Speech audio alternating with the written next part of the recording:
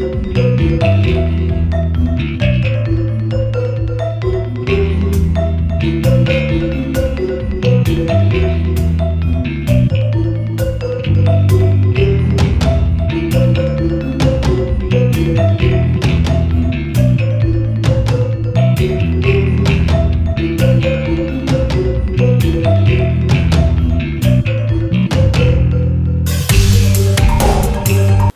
Transplant के बाद किसी की भी मृत्यु होना एक rarest of the rare incidents है। ये बहुत कॉमनली वर्ल्ड में नहीं देखा गया है। तो जो मैंने सुना है और जो पेपर में पढ़ा है, ऐसा लगता है कि कहीं ना कहीं पेशेंट का प्रोटोकॉल फॉलोअप नहीं हुआ या डॉक्टर का ने प्रोटोकॉल अच्छी तरह से फॉलोअप नहीं किया। दोनों तरफ से हो सकती है। ऐसा भी हो सकता है कि कोई दवाई जो दी थी ऑपरेशन के बाद वो रिएक्ट कर गई पेशेंट को। लेकिन पर से हेयर ट्रांसप्लांट के बाद मृत्यु होना बहुत ही अनकॉमन है। मतलब मैंने कभी नहीं सुना। सुना था हमने कि थोड़ा पेशेंट को पेन होने लग गया था, लेकिन 9700 ग्राफ्ट हम कर ही नहीं सकते, इतने ज़्यादा बाल है ही नहीं हमारे पास। अच्छा, तो क्या कुछ ये भी सुना था कि 15 घंटे कंटिन्यू चला था वो कि तो 15 घंटे की टाइमिंग है, बॉन्डिंग है, और ये ग्राफ्ट कितने ग्राफ्ट होने चाहिए, ये सब बताएंगे।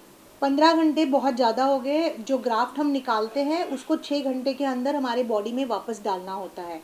तो 15 घंटे ये सर्जरी बहुत लंबी हो गई। 15 घंटे यूँ हो सकता है कि थोड़ा पेशेंट आए, पहले थोड़ा प्रिपेयर करे ओटी के लिए, लेकिन जो ग्राफ्ट निकालते हैं और जो लास्ट ग्राफ्ट डालते हैं उसको 6 घंटे के अंदर होना चाहिए। तो मिनिमम है, मैक्सिमम है, कितने ग्राफ्ट दिन में होने चाहिए, कितने एक सिटिंग में होने चाहिए, 2 सिटिंग में होने चाहिए, क्या कुछ है ऐसा कुछ? मैं 15 साल से प्रैक्टिस कर रही हूँ मुंबई में। मैं एक दिन में 2 से 2,500 ग्राफ डालती हूँ। मैं 2,500 से ज़्यादा नहीं डालती हूँ, क्योंकि मेरी भी लिमिट होती है उतना करने की, और पेशेंट की भी लिमिट होती है कि वो उतना ही ले सकता है। जैसे हम सोचे कि 2,500 प्रिक्स हमने सर पे किए, तो पेशेंट उससे ज़्यादा फिर नहीं ले सकते। और एक लोकल एनेस्थीसिया देने की भी लिमिट होती है कि हम कितना बॉडी में दे सकते हैं। जैसे बॉडी के वेट के हिसाब से होता है, तो लिमिटेड ही करना चाहिए। आप कल बुला के कर लो, परसों बुला के, 2-3 दिन में आप स्प्लिट कर सकते हैं, लेकिन एक साथ 9,000 ग्राफ्ट करना is not good. Minimum maximum कुछ है सोच कि इतना होना चाहिए, इतना कर सकते हैं हम एकदम? जैसे मैंने कहा मैक्सिमम 2,500-3,000 तक कर सकते हैं, उससे ज़्यादा नहीं करने चाहिए। मिनिमम 500 हो सकते हैं। सिटिंग की बात करें, सिटिंग कितनी होनी चाहिए, कितनी सिटिंग में? देखिए, दो सिटिंग कर सकते हैं, 3 सिटिंग मैक्सिमम हो गया, लेकिन उससे ज़्यादा तो पेशेंट पेन बेयर ही नहीं कर पाएगा। तो आपको क्या लगता है मैम कि अभी जिस तरह से इंसिडेंट हुआ तो जो दूसरे पेशेंट्स हैं उनको डरना चाहिए? बिल्कुल भी नहीं डरना चाहिए। मैं 15 साल से हेयर ट्रांसप्लांट कर रही हूँ, 3,000 से ज़्यादा मैंने सर्जरीज़ की है। कभी कॉम्प्लिकेशंस थोड़ी बहुत होती है, लेकिन उसे हैंडल करना भी डॉक्टर को आना चाहिए। जैसे हमारा प्रोटोकॉल है कि सर्जरी करने के बाद 3 दिन तक हम सुबह शाम रोज़ फ़ोन करके पेशेंट को पूछते हैं कि आप कैसे हैं, कुछ पेन हो रहा है, कुछ रिएक्शन हुई, कुछ प्रॉब्लम हुआ। तो ये मॉनिटरिंग, जिसे हम पोस्ट ऑपरेटिव फॉलोअप कहते हैं, ये बहुत ज़रूरी है। पेशेंट को डरने की बिल्कुल भी ज़रूरत नहीं है। बस कुछ चीज़ें होती है जो पेशेंट ने हेयर ट्रांसप्लांट करने से पहले सोचनी चाहिए कि it is a surgical procedure, it's not a tattoo. मतलब बहुत सिंपल, जैसे हम सोचते कि ब्यूटी पार्लर जाके चले आए, ऐसा नहीं है। ये सर्जरी है। आपको क्लिनिक भी और डॉक्टर भी बहुत सोच समझ के चूज़ करना चाहिए। सिलेक्शन प्रोसेस बहुत समझदारी से होनी चाहिए कि जैसे आप डॉक्टर के पास जाते हो, आप उनका क्वालिफ़िकेशन देखिए। इंडिया में बहुत ज़्यादा लोग देखते नहीं हैं, क्योंकि आजकल हेयर ट्रांसप्लांट ऐसा हो गया मुंबई में कि डेंटिस्ट करते हैं, BAMS करते हैं, BHMS करते हैं। जो मेडिकल काउंसिल ऑफ इंडिया ने नहीं इनको वो अथॉरिटी दी है करने की, सिर्फ डर्मेटोलॉजिस्ट और प्लास्टिक सर्जन जो भी इसमें ट्रेंड है। अब डर्मेटोलॉजिस्ट जिनका स्किन क्लिनिक है, जो महीने में एक बार हेयर ट्रांसप्लांट करते हैं, वो भी, उनको भी हम ट्रेन नहीं कह सकते। जिन्होंने स्पेसिफिक ट्रेनिंग ली है हेयर ट्रांसप्लांट में, they should do here transplant. जो रेगुलर बेसिस पे करते हैं, जिनका एक्सक्लूसिव हेयर क्लिनिक हो, जो अगर मैं कोई चीज़ रोज करती हूँ तो मुझे पता है कि क्या कॉम्प्लिकेशंस आ सकती है और मुझे इसको कैसे हैंडल करना है। सबसे ज़रूरी बात मैं ये भी समझती हूँ कि पेशेंट ने डॉक्टर से रेफरेंस पूछना चाहिए कि पहले आपके पेशेंट जो उनके मुझे 2-4 नंबर दे दो, मैं उन 4 पेशेंट से बात करूँ, तो पेशेंट को कॉन्फिडेंस आए। ये सब फिल्टरिंग क्राइटेरिया होना चाहिए।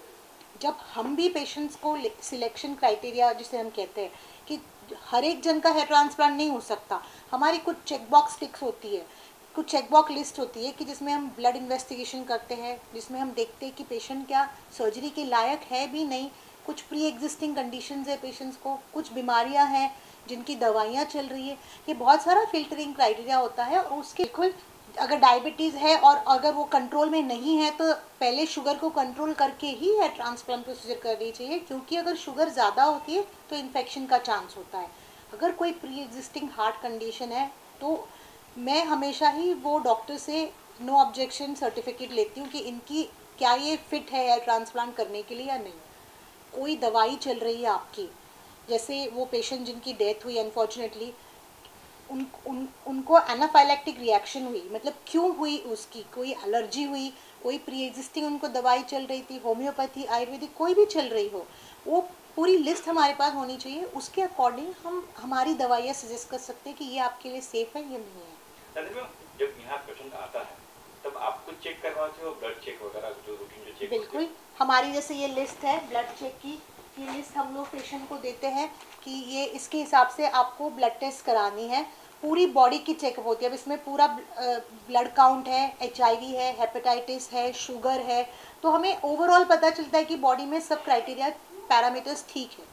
क्या पेशेंट को डॉक्टर से पहले हेयर ट्रांसप्लांट के पहले कुछ बता देना चाहिए कि उन्हें दवाई पहले प्रिस्क्रिप्शन कोई? बिल्कुल, हमारा फॉर्म होता है जिसमें 50 क्वेश्चंस लिखे हमने कि आपको कोई प्रॉब्लम्स है, कोई कंडीशंस है, जो कंडीशन हमने स्पेसिफाई की है, कभी कभी पेशेंट के दिमाग में नहीं आती है, तो हमने स्पेसिफाई की है सारी कि आप इसको टिक मार्क कीजिए। ये सब थायराइड है, शुगर है, हार्ट की बीमारी है, BP हाइपरटेंशन है, कोई एलर्जी है, पहले कभी आपने लोकल एनेस्थीसिया लिया है, डेंटल प्रोसीजर या किसी भी चीज़ के लिए, बहुत सारे फिल्ट्रेशंस होते हैं। अगर पेशेंट फिट है तो ही सर्जरी के लिए आ सकता है। अनफॉर्चुनेटली ये आज हेयर ट्रांसप्लांट में इतना कमर्शियलाइजेशन हो गया है कि लोगों को लगता है कि चलो पेशेंट आ गया कर लो, ऐसा नहीं है।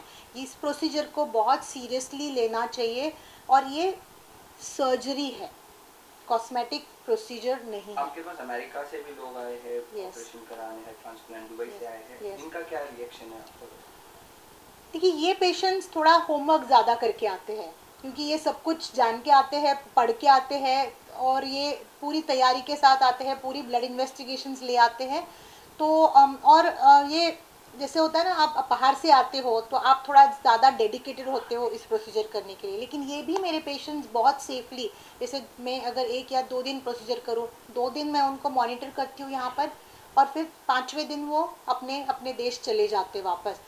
3000 से ज़्यादा मैंने सर्जरीज की है। कभी कोई पेशेंट, बहुत सारे आर्टिस्ट बॉलीवुड के नाम तो नहीं बता सकते, लेकिन अगर आप देखें कि बहुत सारे अभी कई लोगों की पिक्चरें भी रिलीज़ हो रही है, कोई एस्टैब्लिश्ड बहुत सारे आर्टिस्ट होते हैं, वो एक फेथ रख के आते हैं कि ओके, बहुत सालों से उन्होंने देखा है मुझे, पहले मैं बैंड्रा में प्रैक्टिस करती थी, बहुत सालों से देखा है कि ये कर रही है, बहुत अच्छा रिजल्ट आता है और कोई कॉम्प्लिकेशंस आज तक किसी को भी नहीं हुई।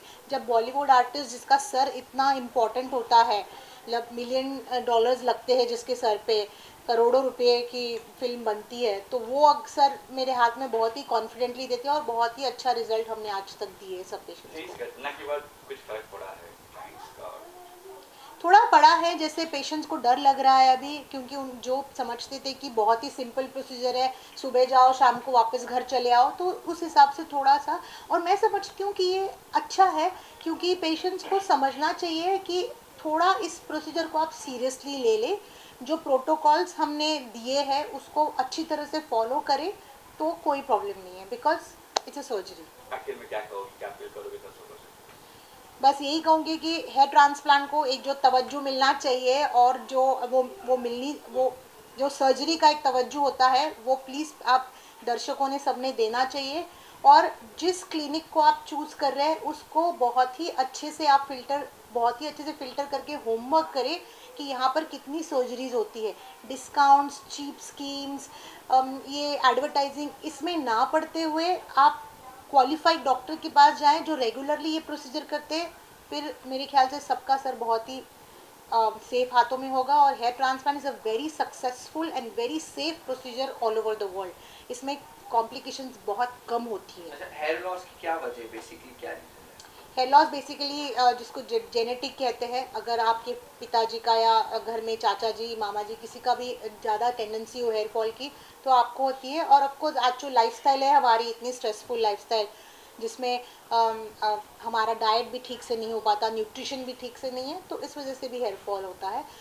बहुत सारे कारण होते हैं हेयर फॉल के, उसे भी बहुत अच्छी तरह से स्टडी करके ही पेशेंट को ट्रीटमेंट देनी चाहिए। Thank you.